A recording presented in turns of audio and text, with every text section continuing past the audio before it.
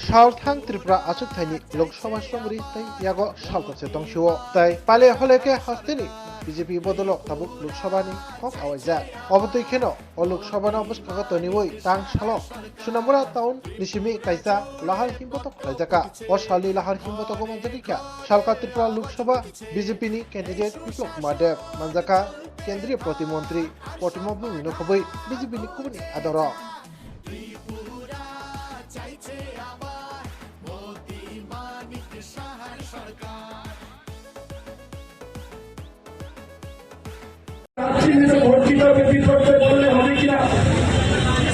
अस्तित्व रक्षार जন্য ত্রিপুরার মানুষের अस्तित्व रक्षार জন্য ওনাদেরকে ভোট দিতে হবে কিন্তু আমি বলবো ত্রিপুরার মানুষ এদেরকে দেখে নাও এরা ত্রিপুরার মানুষের अस्तित्व নয় নিজেদের রাজনৈতিক अस्तित्व আর ওই মিটিংয়ে উনি আবার বলছেন এটা তো সাময়িক আমাদের সঙ্গে কংগ্রেসের বিরোধ থাকবেই আরে কি বলতে চাইছেন মানিক বাবু চারবারের মুখ্যমন্ত্রী এক জায়গায় বলছেন যে ত্রিপুরার মানুষকে বাঁচানোর জন্য প্রয়োজন আত্মীয় করতে আবার একই জায়গায় বলছেন একই মিটিংয়ে যে না এটা তো সাময়িক কংগ্রেসের সঙ্গে গঠবন্ধন বিরোধ আমাদের কংগ্রেসের সঙ্গে থাকলে ইউটিউবে আছে ভাষণ দেখে নিচ্ছি আমরাবাসী তখন বুঝবেন যে কংগ্রেস আসলে যে বিষয় হচ্ছে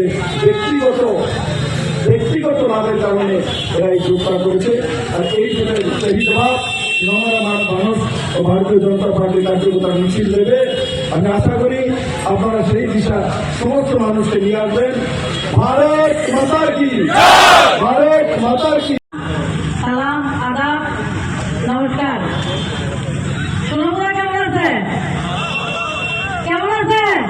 আমার কবিতা তো সোনামুরা কেমন আছে এদিকে কেমন আছে সকালে তো আমরা কি দাবি ছিল আমরা এনজিএম অফিস লাগে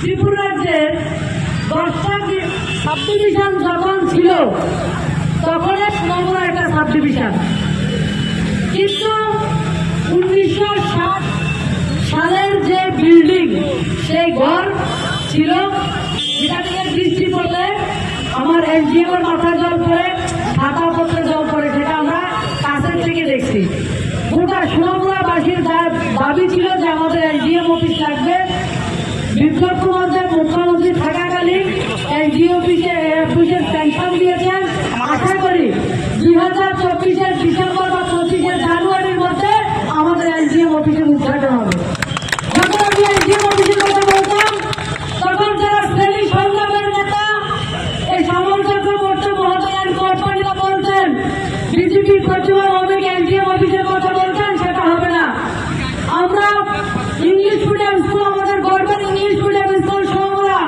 সেটা নতুন বিল্ডিং এর কথা বলা হতো সেই বিল্ডিং এর কাজ শুরু হয়েছে আমরা এনসি স্কুলের বিল্ডিং এর কথা বলেছি সেই বিল্ডিং এর কাজ শুরু হয়েছে নতুন এনসি স্কুলের যে জমিন কিনা হয়েছে সেটার মধ্যে নতুন করে কনস্ট্রাকশন করার মতো সমস্ত ব্যবস্থা আমাদের সরকারের পক্ষ থেকে করা হয়েছে আমার গোটা সোনামুরার যে ব্যবসায়ীরা আপনাদের আমাদের কাছে আপনাদের একটা আগ্রহ ছিল আপনাদের মেয়ের কাছে আগ্রহ ছিল যে মাতৃমন্ডলের সামনে দিয়ে আমাদের একটা ব্রিজ রয়েছে সেই যে হ্যাঙ্গিং ব্রিজ এটা অটোমেটিক রিভার্সের সময় আমরা সেটা করে দিয়েছিলাম সেই সময় ব্যবসায়ীরা আমার লাইলিশুল যে দাদা এবং মাতৃমন্ডলের তারা আমাকে আবদার করেছিল অটল বিহারী বাজপেয়ী প্রাইম মিনিস্টার ছিলেন আমি সেই সময় জর্জ ফার্নান্ডেজকে চিঠি লিখে সেই হ্যাঙ্গিং ব্রিজ করে দিয়েছি আজকে আমি দায়িত্ব নিয়ে বলছি কিছুদিনের মধ্যে আপনারা যে একটা বড় ব্রিজ চেয়েছিলেন সেই ব্রিজটা হবে আমার ব্যবসায়ীদের আমার সোনামুরাবাসীর আগ্রহ সেটা পূরণ হতে চলছে মোদির সব কিছুর পূরণের গ্যারান্টি হচ্ছে মোদিজি আমরা যে তারা গাড়িতে রয়েছি আমাদের গ্যারান্টি মোদিজির উপরে বিশ্বাস আছে তো কথা আছে তো মোদিজি তো প্রাইম মিনিস্টার অন্য কেউ হইব কি কংগ্রেস ক্ষমতা পাইব সিপিএম ক্ষমতা পাইব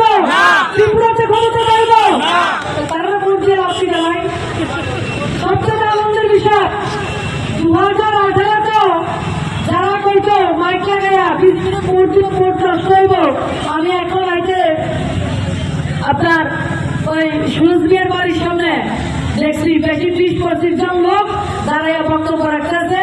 আমার আজকে থেকে 20 বছর আগে আমি যেভাবে বক্তব্য রাখতাম তারা এই জায়গা চাইছে পরিষ্কার। কারণ আর আমরা 20 বছর আগে যে জায়গাতে ছিলাম সেই জায়গা থেকে তারা যে জায়গাতে আছে এর থেকে ভালো জায়গাতে আছি আমরা। কারণ আমরা 5 কেজি করে চাল মানুষকে দেই, আমরা মানুষকে গ্যাসের কানেকশন দিছি, মানুষকে ঘর দিছি, এবং প্রধানমন্ত্রী গতকালকে কি করেছেন যে আরো 3 কোটি মানুষের গরিব মানুষের ঘরের ব্যবস্থা দেওয়া হইব। আরেকটা কি করেছেন গতকালকে প্রধানমন্ত্রী, এতদিন নলের মাধ্যমে মানুষের বাড়িতে জলের ব্যবস্থা করছে, আগামী দিন নলের মাধ্যমে প্রত্যেকটা মায়ের রান্নাঘরে মোদিজি গ্যাসের কানেকশন করতে দিব। মোদিজি সরকার সরকার আমরা সবাই জানি যে আমরা কৃষক, ধান কাটার মার্কেট আছে না আমাদের কাছে, ধান বিক্রি করতে পারি তো কোন সমস্যা আছে নি? তো আমরা ধান বিক্রি করার বাজার কে দিছে? আমরা বিজেপি দিছে, মোদিজি দিছে, বিপ্লব কুমার দেব দিছে।